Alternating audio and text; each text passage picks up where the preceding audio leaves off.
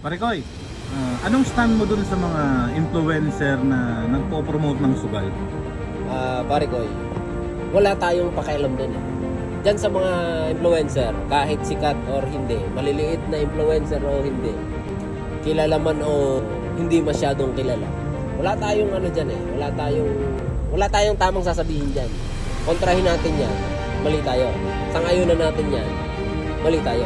Kasi, at the end of the day, sugal pa rin yan.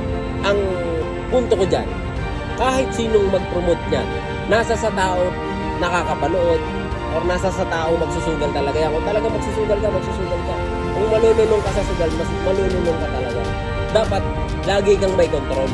Balik tayo dun sa influencer. Kung sikat na mga influencer at mayayaman na, kung kumikita na kayo nang hindi nyo kailangan mag-promote, nagsimula naman kayo nang wala kayong pinopromote na sugal.